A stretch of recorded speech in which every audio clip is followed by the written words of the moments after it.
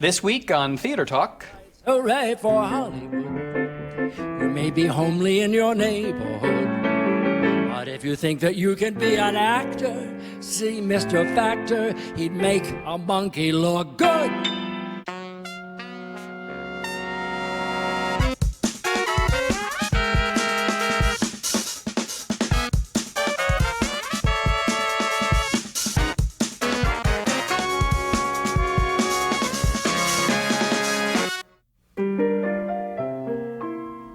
I search for phrases to sing your praises, but there aren't any magic adjectives to tell you all you are.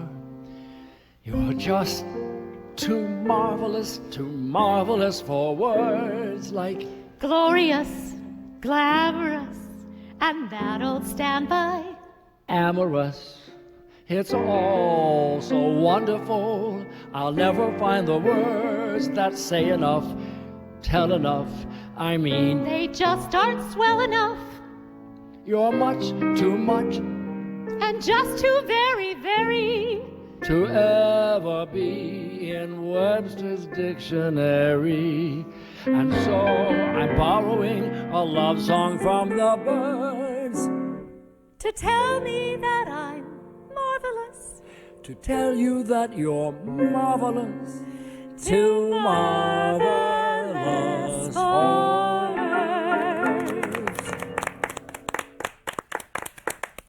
That was Anna Bergman and Steve Ross singing the great song Too Marvelous for Words with lyrics by Johnny Mercer.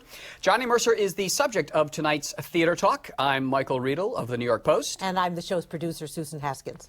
The lyrics of Johnny Mercer have been collected in this substantial volume, The Complete Lyrics of Johnny Mercer, out from Knopf. And here to talk about Mercer, we have the editors of the book, Barry Day, our friend who edited the great book, The Letters of Noel Coward. Welcome back to Theater Talk. Nice to be here. And another guest who's been here before, Roger Kimball, biographer of Cole Porter and George Gershwin and Richard Rodgers, and the editor of Reading Lyrics. Welcome back to Theater Talk.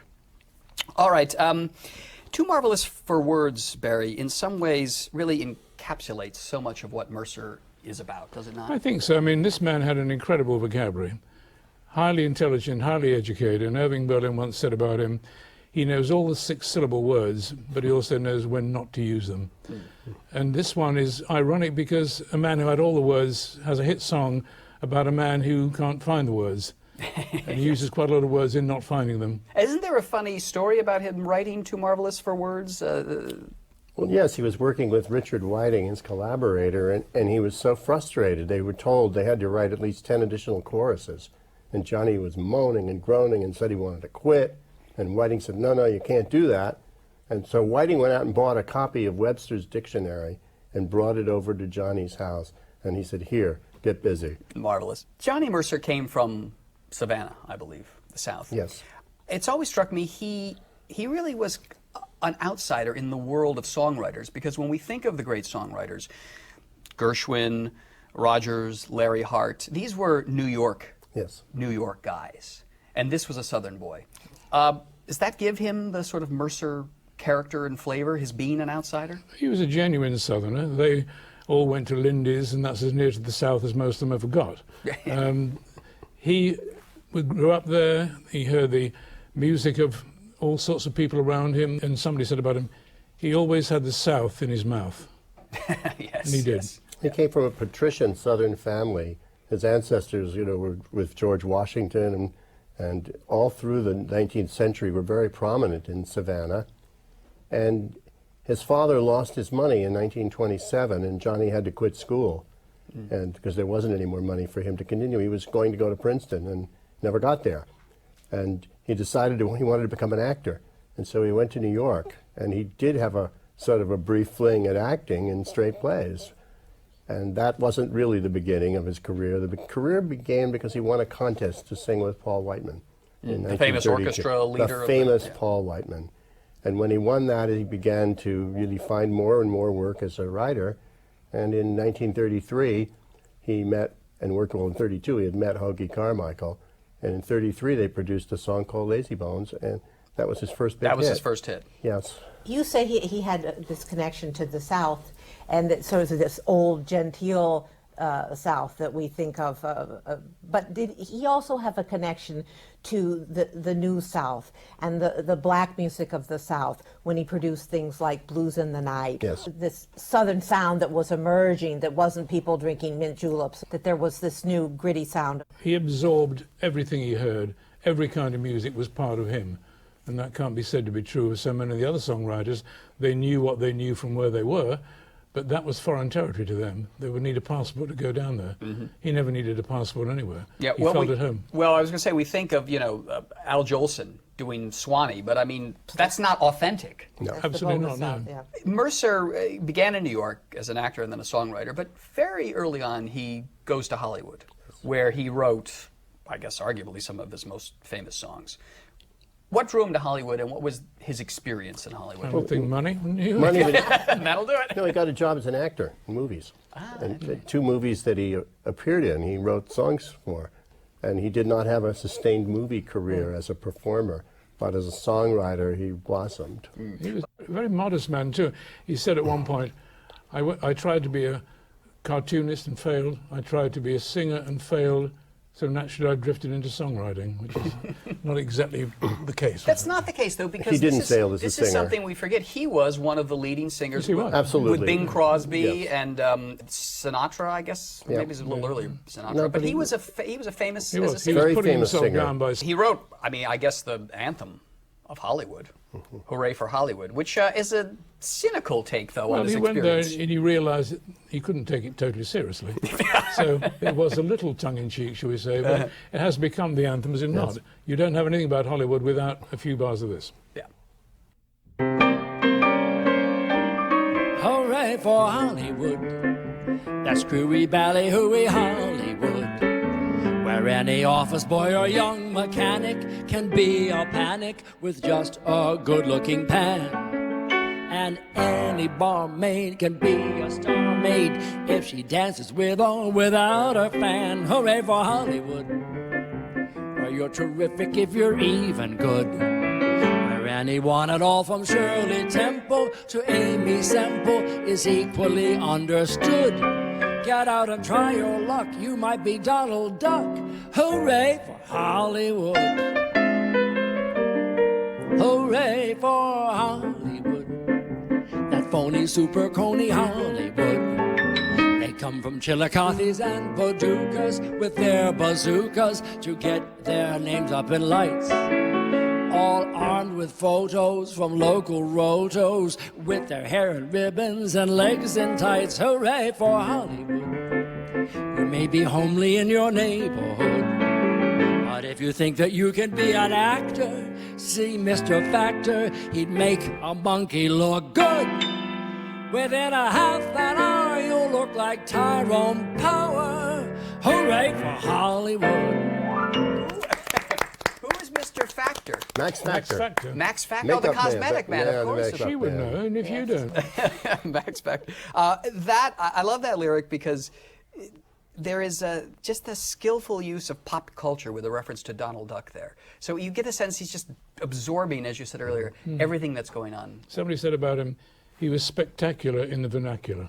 Oh, very good. Kind of an extension of that, I very think. good. That's very Pick good. up Yep. local references. A rather heavy book, guys. Is he just about the most prolific of all the great lyricists? Irving Berlin would be right up there with him.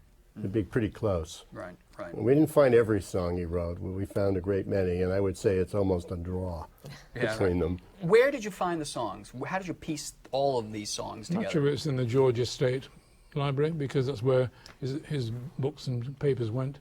Other than that, you go to the composers he worked with and their descendants, and you winkle it out from there. How did he work? What were his working habits?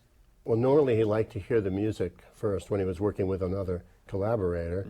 And of course, he worked with 230 collaborators during his incredible career, and also wrote a number of wonderful songs by himself. Yeah, yeah. The A music as Dream well. and I'm an Old Cowhand and Something's Got to Give. He wrote music as well. But why do you think he wanted to hear the music first? He wanted to immerse himself in the songs. I mean, total immersion. If you can, a song like Laura, That's a which good you example. can't imagine a better evocation of the film. In that song, it's just, and he hadn't seen he just got into the song. That was it. People think they saw the film and heard the song, but they didn't. No. They Right, heard because he wrote the lyrics to they the... heard David Raxton's melody, Yeah. which became so popular that the producers said, hey, we've got to get a lyric to this. They went to Hammerstein. He would have done it, but he also wanted to publish it. They wouldn't have that. They went to Irving Caesar, who came up with nothing worthwhile. And then Raxton said to Mercer, use Mercer. And Mercer said, I just absorbed it and then found words for it. And both Berlin and Porter said it was the favorite song of those that they hadn't written. They thought that much of Laura. How come so many collaborators? Why did he write with so many people? Why didn't he find one person and stick to him the way, Oscar Hammerstein and Larry Hart did Richard Rodgers? A few possible suggestions on that. I think if Richard Whiting had lived, that Who would have wrote been Too Marvelous yes, for Words with him. they had a very short career of just over a year together, that he would have stayed with Whiting. But when Whiting died so early in Johnny's career, it made it very difficult for him. Johnny was clearly restless. He was clearly looking for something every day. He wanted to write a song with someone. And when he ran Capitol Records, which he did for several years, he'd hear people come in to sing for him, to present material for him. He would suggest writing a song with the person. Many of them were only one song. Who was it who said he will collaborate with the first person who walks through the door in the morning? Whoever said it correctly. I think that he was lonely. I think he was ill at ease at times, and particularly in his later years. I think classic also was Hoagy Carmichael. Carmichael was much more successful earlier and a rather tough man to work with, and he was talking down to Johnny felt, so he was not at ease with him. In later years, the relationship matured. He said, if the two of us, and Carmichael said the same, if we'd stuck to it and worked together, we'd have been as successful as Rodgers and Hart, Rodgers and Hammerstein, and they probably would. Robert, you say he was lonely. Yes. Now, throughout the book, there's pictures of him with his wife, Yes. who he married quite young, and then you have pictures of them quite old. What was that personal life, that marriage like? It was an uneasy marriage. They were passionately in love when they got together and married in the early 30s. But there was unhappiness, and Johnny liked to drink. Yeah. And when he drank on occasion, he became difficult to be around, and often had to apologize the next day for his behavior because he was a nasty drunk. Ah, Really? interesting. And so he wasn't altogether comfortable. And I know when he had difficulty finding opportunities in the movies to write songs, he'd get 2 or 3 a year, and that would be it. He was extremely depressed about that. Why doesn't anybody want to employ me anymore? Here he had been at the top of the profession for quite a while. And so he was frustrated. I know Margaret Whiting said it was just painful to see him. It's like very that. interesting because in this book there's so many songs. Love songs. And, but knock them out of the park hits. But then so many songs that you haven't heard of, that you don't know. These ones that were written during his frustration, and it's interesting to see how many tries you have to do before you get a home run.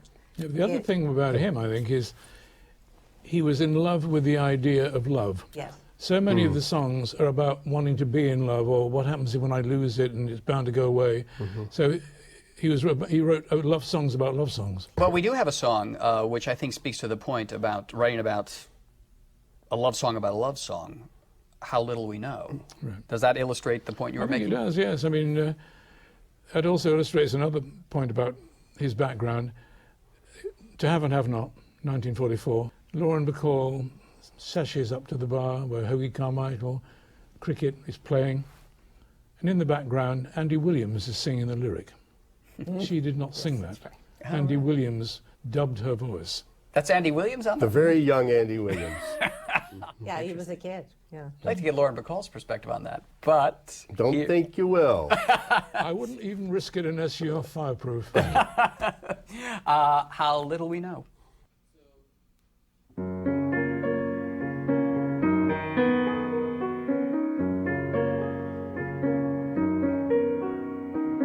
Maybe it happens this way. Maybe we really belong together. But after all, how little we know. Maybe it's just for a day. Love is as changeable as the weather, and after all, how little we know. Who knows why an April breeze never remains? Why stars in the trees hide when it rains? Love comes along, casting a spell. Will it sing you a song? Will it say your farewell?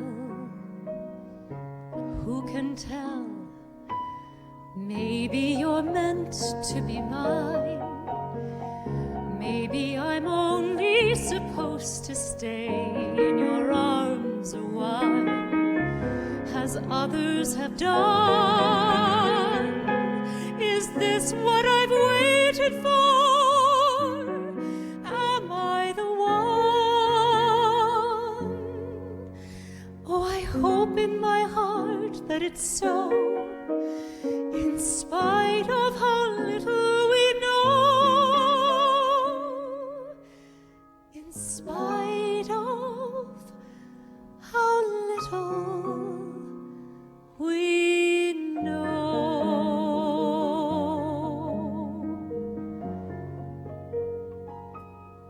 Perfectly. The Broadway world. He didn't have a big hit Broadway show. Why? It was not a comfortable milieu for him in any way. He wrote songs. He was not a person who wrote dramatic entities that could fit into the theatrical world. He wasn't comfortable doing that. And he had some bad luck as well. I mean, some of his scores are much better than we realize. A Good Companions, which he wrote late with Andre Previn, is a delightful piece. Not known here at all, is it? It's really good. It's a good score, and it's well worth hearing. I think Texas Little Darlin' with Robert Emmett Dolan has been underrated. It was written in '49.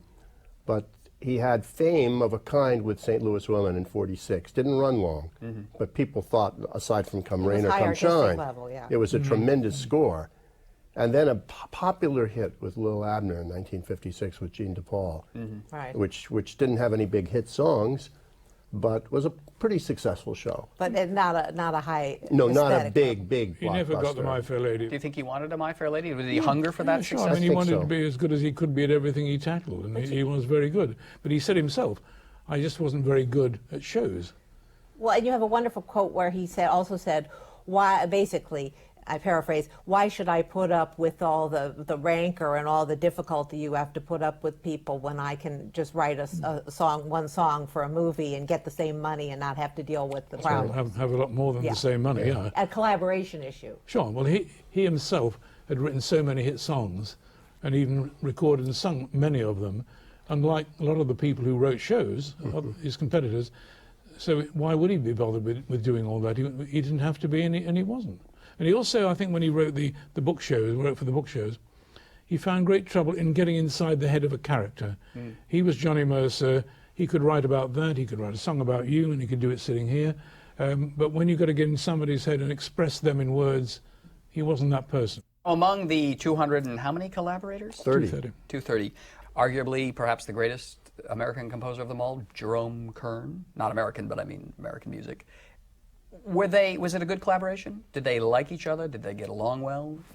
I would say they liked each other very much indeed. Yeah. It's a great shame they never did another full movie together, because it was a full movie score. And as Robert was saying earlier, What was the movie? You Were Never Lovely. You Were Never Lovely, yeah. 1942. Yeah. So many of the things he did was a song in a film, a title song in later years, but a full score really showed what he could do. Kern really admired him a great deal. Very much. The song, Robert, You Were Never Lovelier. Do you know, we have a little history of that song? A little bit? Not very much history. We know that Fred sang it in the movie. Yeah, And Fred they Astaire. needed a titled song for the movie, so there it is. You Were Never Lovelier. Yes. And then they danced. You were never lovelier, you were never so fair. Dreams were never lovelier, pardon me if I stare. Down the sky the moonbeams fly to light your face. I can only say they chose the proper place. You were never lovelier, and to coin a new phrase, I was never luckier in my palmiest days. Make a note and you can quote me, honor bright. You were never lovelier than you are tonight. Now, my particular favorite era of Mercer's life is when he worked with Henry Mancini. Days of Wine and Roses and Moon River. How did that collaboration come about?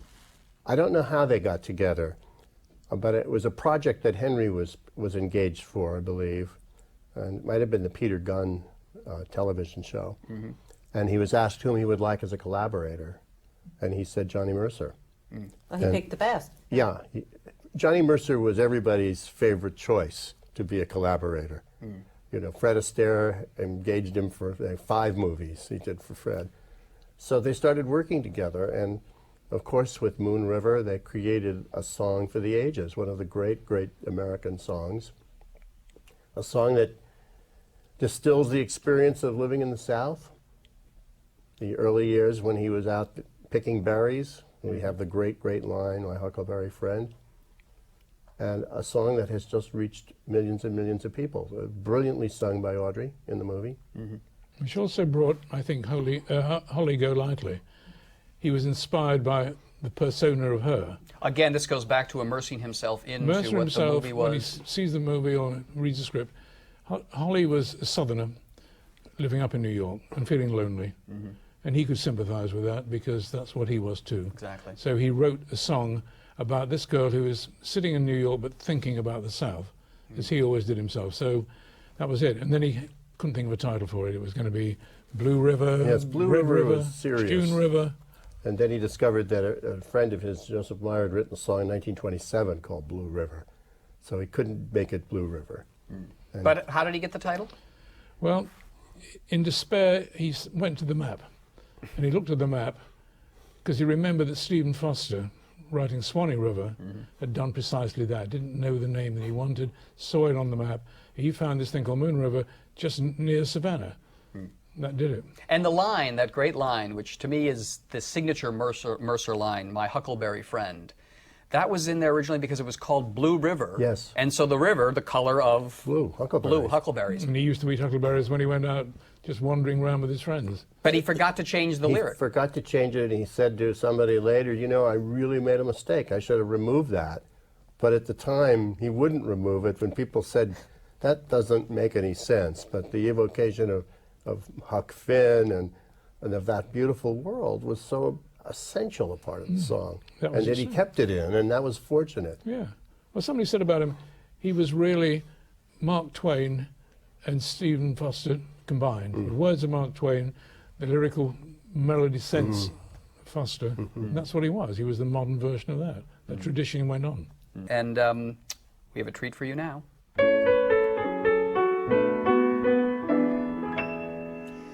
Moon River, wider than a mile, I'm crossing you in style someday.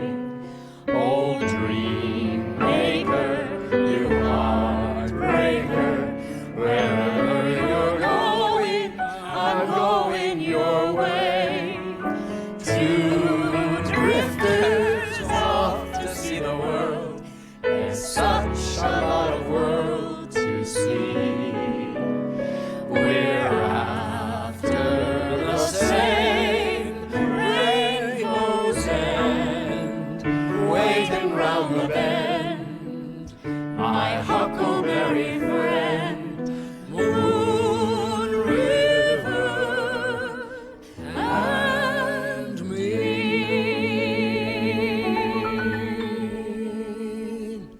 Well done, everybody. I want to thank Anna Bergman for joining us tonight. She's touring in a Richard Rodgers show around the country now. And Steve Ross, whom I've enjoyed in the cabaret world here in New York, who's got a new album out. Steve Ross, I remember him well, the lyrics of Alan J. Lerner. We'll have you back to sing a Thank little you, about I'd love this, I that. hope. And our friends Barry Day and Robert Kimball, who are the editors of the complete lyrics of Johnny Mercer, out now from CUNY. So good night, and thanks for joining us on Theater Talk.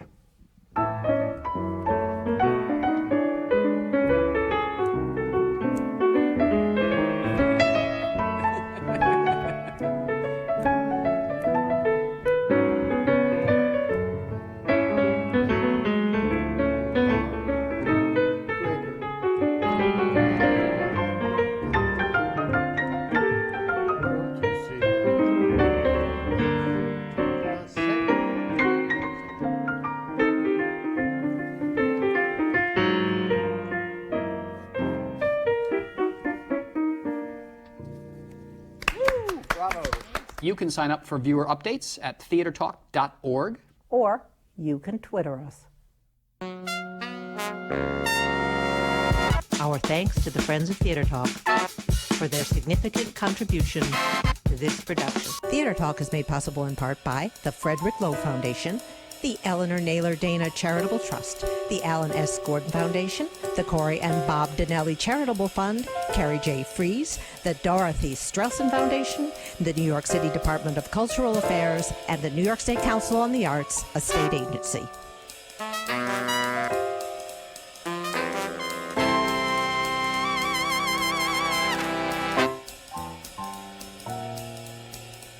We welcome your questions or comments for Theater Talk.